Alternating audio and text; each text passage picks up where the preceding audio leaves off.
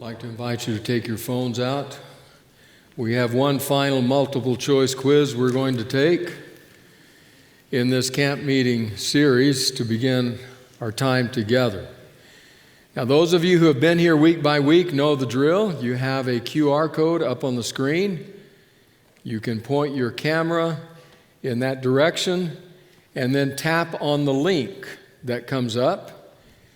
If for some reason that is not working, you can open your web browser and type in polev.com/LLUC. polev.com/LLUC.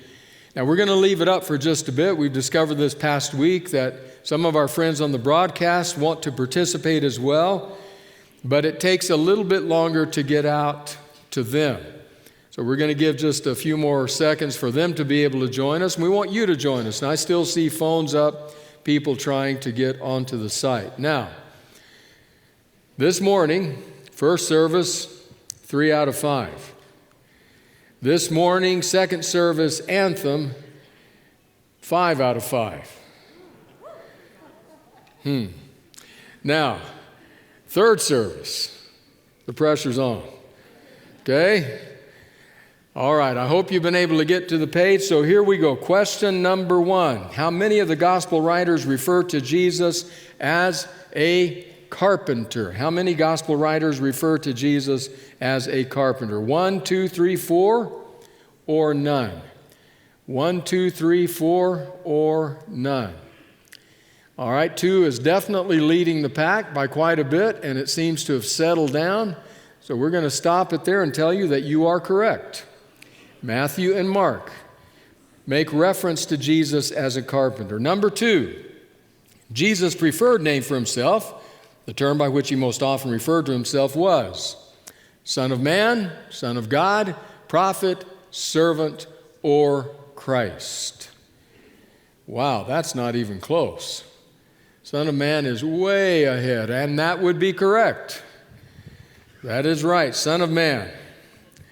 To all of you who did not watch first service. Number 3, only 2 Gospels tell the story of Jesus' birth. They are Mark and John, Matthew and John, Mark and Luke, Matthew and Luke, none of the above. Have mercy. Matthew and Luke went way out ahead. That's not even close, all the way up to almost 80%, and that is correct for 3 out of 3.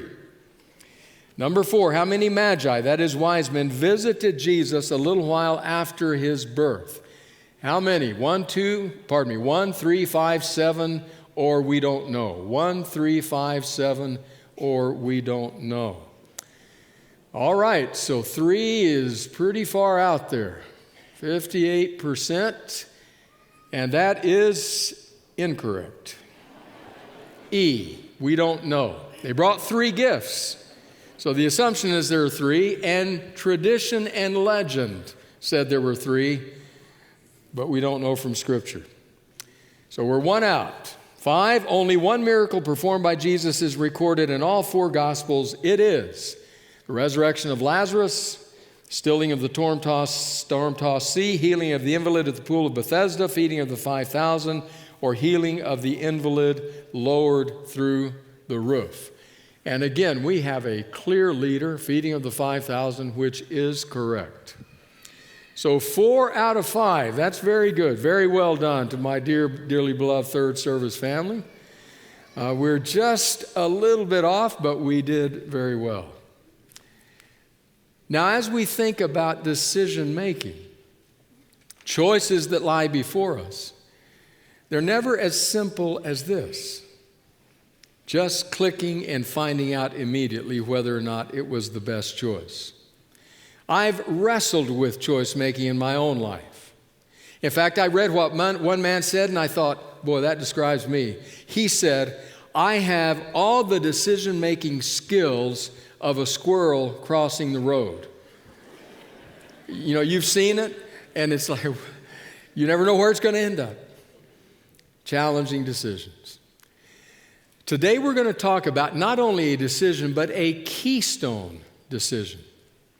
Keystone decisions are those critical decisions, the which, when we make them, set a whole trajectory for our lives. You know what a keystone is, no doubt. We're going to put a picture up on the screen of an arch, a rock arch. That stone right at the top, that's the keystone. It's the keystone because if you pull that stone out, what happens? The whole arch collapses. Everything depends on that keystone. That keystone holds it together, keeps it up, doesn't allow it to collapse. Well, keystone decisions are like that. They're so important that if we pull out, we don't make them, or we make the wrong one, it could set us on a wrong trajectory for a very long time. It is said that there are 3 keystone decisions which many, if not most, or even maybe all of us make. One of them is what God we will serve. The second one is what person we will marry if we marry. And the third one is what career we will enter. I want to point your eyes toward that first one, what God we will serve. I want to go so far as to suggest today that that is the keystone decision of our lives. If we mess that one up, we risk the entire arch of our lives collapsing. We're going to look at that keystone decision in the life of Matthew. We're going to Matthew's gospel. Let me just say that there are those who believe, and I count myself among them, that Matthew is the one who wrote the gospel, but there are others who see it differently. There's also over in Mark and Luke similar instances mentioned with someone named Levi. Thus has grown up the belief that Levi Matthew was one and the same person. But it doesn't change the reality of what we look at today. Because in Matthew's gospel, the 9th chapter, we're going to see Matthew making a keystone decision. As I pondered it this week, lived with it, mulled over and mused this moment in Matthew's life, it got me to thinking there are other names that could be written into this text. Other names of which this very same story could be told.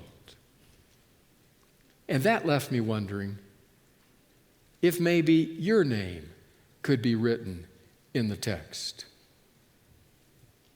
Read it with me, Matthew chapter 9 and verse 9. As Jesus went on from there, he saw a man named Matthew sitting at the tax collector's booth. "Follow me," he told him. And Matthew got up and followed him. It's so terse, so succinct, so brief that you blink, you'll miss it. That there are many Bible students who read that and say, this cannot be the whole story. There must be more to it. Maybe Matthew had been in the crowd on different occasions and had listened to Jesus. Maybe he had learned from his parables. Maybe he had viewed the portrait that Jesus was painting of God. Maybe he had seen his acts of mercy and love. Maybe he had even had an opportunity to engage with him, ask him questions. But, say these Bible students, there must be more than just this. This is just too compelling, too quick. They may be exactly right. But this is what the text says. Matthew sitting at his booth, collecting taxes. Jesus walked by, said, "Follow me." Matthew got up, left it all behind, and followed him. Very succinct. This is a keystone decision. This is a BC AD decision, that decision that divides your life into BC, before choice, AD, after the decision. This is that kind of a moment. Last Saturday night at Drayson Center at our social, where we had a wonderful time, and I got to interact with many of you, I stood and talked for a while to Paul and Sarah Herman. Talked to Paul, his interest, he's in medicine, but his interest about theology. And he commented on this text, pointing me to 2 words that I went back this week and had to kind of tease out. 2 words in the original which are illuminating. One of them is that word that in English is translated sitting.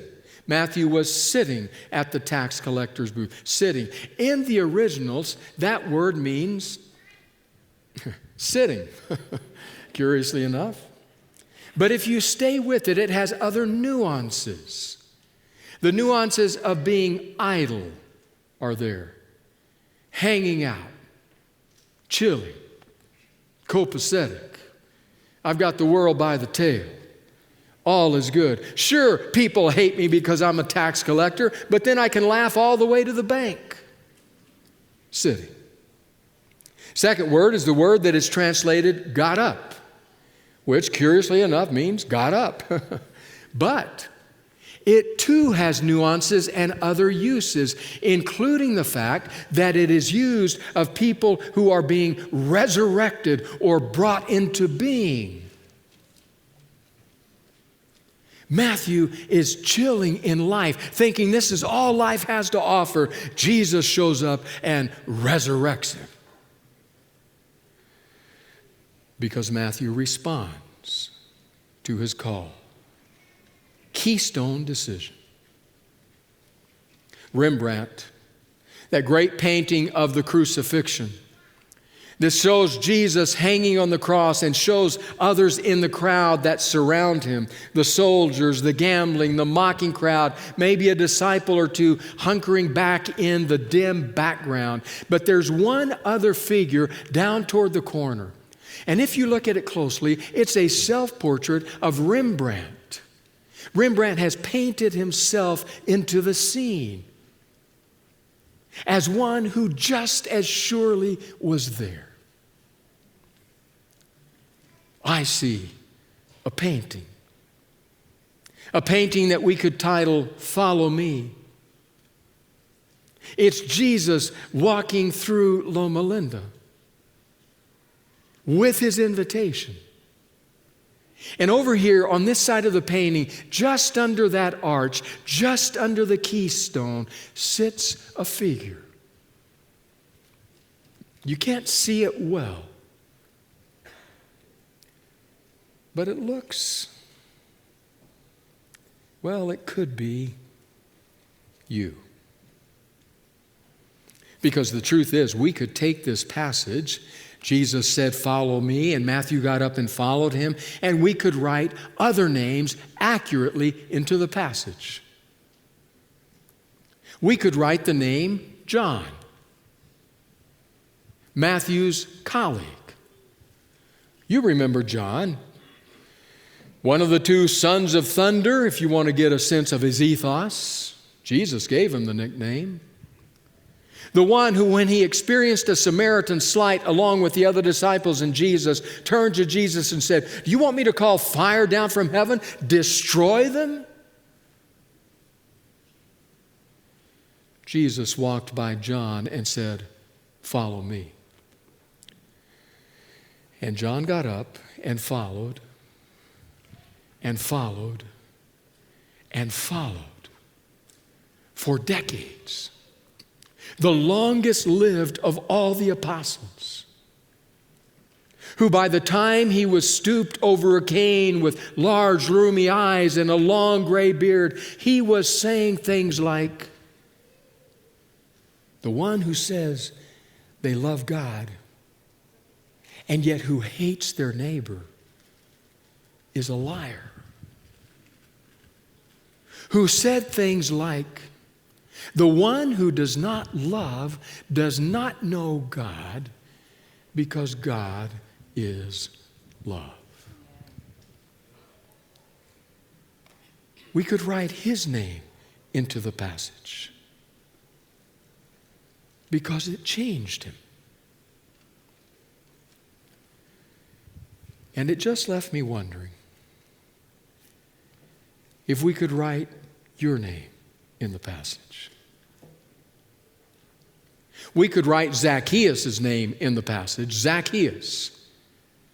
Name means pure, blameless. Well, that may have been a desire of a mom and a dad standing before a priest at the child dedication, but that certainly wasn't the reality of the life of Zacchaeus. He was a compatriot, a comrade with Matthew, a tax collector. And just to be clear, consider these words from the pen of New Testament scholar Stuart Weber, who writes, tax collectors in general were known for their greed and lack of conscience, so they were thought of as the lowest form of humanity. Pure, blameless, not on your life. But then one day, Jesus walked past the tree in whose branches Zacchaeus was lodged. And Jesus looked up and said, Zacchaeus, guess who's coming to dinner? And Zacchaeus clambered down the tree and followed him. So that by the end of the meal at Zacchaeus' home that evening, Zacchaeus had out his checkbook and was writing blank checks and handing them out to people and telling them, if I defrauded you, here it is. Take what I defrauded you and multiply it 4 times. Fill it in. Everything changed. Because Zacchaeus wrote his name in the text. Jesus walked by and said, follow me, Zacchaeus. And he got up and followed him. And it just left me wondering if we could write your name in the text. We could write the name Francis Collins in the text. Jesus walked through the hallways of the National Institutes of Health in Bethesda, Maryland. And as he walked past a doorway that said Francis Collins with the title underneath that said Director, Jesus said, follow me. Those 2 words spoken to that man threatened to undo his entire life. Not only director of the National Institutes of Health, but the leader of the Human Genome Project, best-selling author according to the New York Times, one who had taken pride in the fact that he was atheist. Coming through medical school, he said, I didn't have to worry about questions of God. My life was more simple in that regard. Follow me. The words came to him not necessarily just like that, but they came disguised in other ways, and yet behind them there was that unmistakable Galilean accent. Follow me. They came to him one day in the questions of a patient. Patient who looked at him and said, Dr. Collins, what do you believe in? What sustains you? I went home, he said. And a long journey began of wrestling, of grappling, of trying to come to some kind of conclusion about all of this. Follow me. Proud of his doubts, his atheism, and yet that compelling invitation continued to pursue him. He was finding refuge in nature, he said, but by now, as he went into nature, it was as though everywhere he could see the fingerprints of God. And thus it was that one day, well, I'll let him tell it to you in his words. I had to make a choice. A full year had passed since I decided to believe in some sort of God, and now I was being called to account. On a beautiful fall day, as I was hiking in the Cascade Mountains during my first trip west of the Mississippi, the majesty and the beauty of God's creation overwhelmed my resistance. As I rounded a corner and saw a beautiful and unexpected frozen waterfall hundreds of feet high, I knew the search was over. The next morning, I knelt in the dewy grass as the sun rose and surrendered to Jesus Christ. We could write the name Francis Collins in the text because it changed everything. When Jesus walked by and said, "Follow me," and he got up and questioningly, doubtingly, with uncertainties, began to follow. And it changed everything. And it just made me wonder this week if maybe we could write your name in the text. We could write the name Fyodor Dostoevsky in the text. Dostoevsky, that writer, that novelist of such supreme talent that some think he may be the best writer in all of history, certainly at the top of the heap in terms of Russian writers. Dostoevsky, who in his younger life got caught up in the purge of Tsar Nicholas I. The Tsar, thinking he was involved in treasonous activity, and so swept him up in a raid of all these parlor radicals and sentenced him to death. They marched them out of their cells early that morning, dressed them in the white gowns of death, and with manacled hands transported them to the place of execution. There stood the poles to which they would be bound, and in front of them the line where the firing squad would fire. They were bound. Final preparations were completed. The guns were locked and raised, ready, aim, and at that instant, a horseman galloped into the square saying, "Stop, stop." He brought word from the Tsar. The Tsar, who had intended all of this as some kind of grim, macabre charade to terrify the victims, which succeeded. He commuted their sentence and sentenced them instead to 10 years hard labor in Siberia.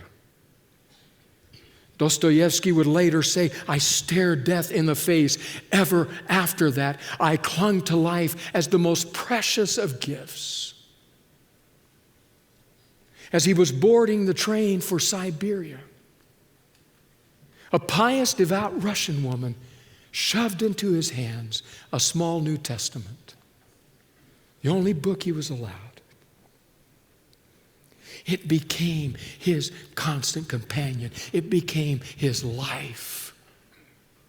Through the pages and the words of that book, there echoed down to him through the tunnels of time those two words, "Follow me." Jesus walked by that Siberian cell with that invitation. And Fyodor listened. He said, "By the time I left my imprisonment, I was so profoundly, so deeply wedded to Christ." Well, I'll let him tell you in his own words. He says, "If anyone had proved to me that Christ was outside the truth, then I would have preferred to remain with Christ than with the truth." He was that profoundly bonded to the one who had said, "Follow me." So Jesus walked by that cell and said, "Follow me." And Fyodor, with devotion and gratitude, got up and followed. And that changed everything. It just left me wondering, could we possibly write your name in that text today. There's another name we can write in that text. Jesus walked by the home of a young, newly married pastor and said, "Follow me." I had heard those words before, probably all of my life. Had tried to heed and respond, but just keep a buffer. Keep some safe space between us. In the words of Richard Buse, I wrote my name in the passage in pencil. And then came those years where, in a more piercing, penetrating, probing way, the words came, "Follow me." It was as though I said to Jesus, "Jesus, I'd like to, but it's hard to follow you with all this baggage. It's hard to carry. How far are we going? It's hard to carry." And it was as though Jesus responded, just 10, 15 miles from where you live, there's a Christ-following therapist.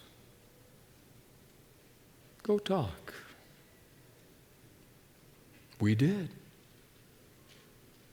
He was good at unpacking. We unpacked, and it wasn't fast. It was painful, scary, made me angry. But we unpacked. And then one day it was as though he said to me, wait a minute. What? I thought we took this out last week. What are you, in the middle of the week, repacking? What are you doing? And even supported, say, maybe you need to get into an accountability group, just others with whom you can share, that they can help you stay unpacked. Through all these different people and voices, those two words just kept coming. Follow me. Follow me. I'm deeply taken with what the eminent British New Testament scholar N.T. Wright writes. He says, when it comes to these kinds of experiences, these seminal moments, this life change, this keystone decision, there are at least two kinds. One is the alarm clock variety, the classical alarm clock story. You're asleep, you're in the darkness, the alarm sounds, you awaken, you get up, bam, turn the alarm off. Your life is changed. You're headed in a new direction. You are not going back. That's not my story. It is the story of Saul of Tarsus, bent on destruction and killing, on his Damascus Road journey, when suddenly the heavens part, the light descends, piercing to the very depths of his soul. The alarm clock sounds. Paul is never the same again, never looks back. John Wesley, who could point to the service, to the moment when his heart was strangely warmed. The alarm clock story. It's not mine. There's a second kind, says Wright. It's that kind where you awaken and sleep and awaken and doze. And it takes a period of time.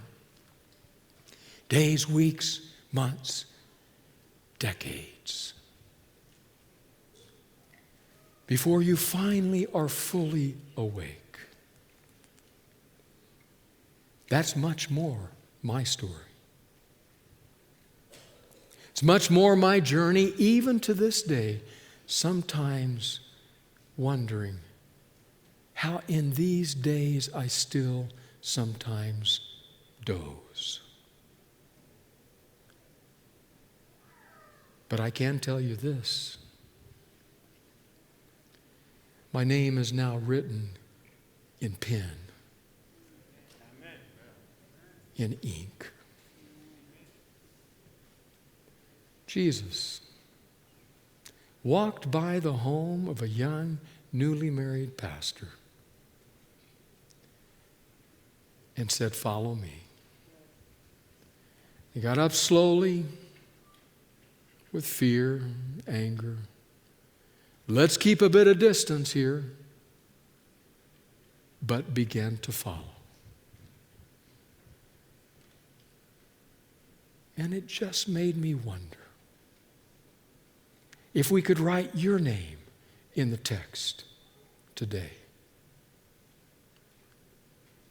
This whole camp meeting series, we've been talking about decisions, about standing at the fork in the road, having to decide. And our multiple choice question has been, what would help you make a wisdom reflecting, make a decision reflecting divine wisdom? What would help you the most? Would it be option A, character, moral and ethical fiber? Would it be option B, counsel, who has your ear? Would it be option C, composition, what makes you tick? Would it be option D, compassion, I already made the wrong choice? Or will it be option E, all of the above? Because you look at that and you say, I need every one of those. Everyone is critical. Well, if you're saying that, then I'm going to change the option.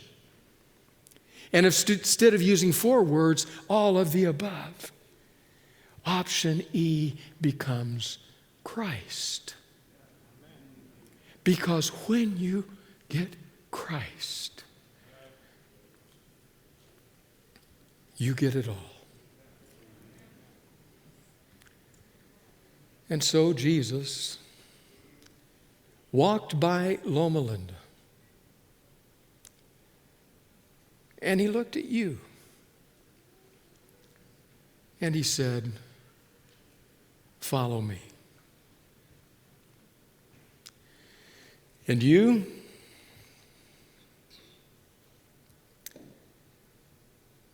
and you,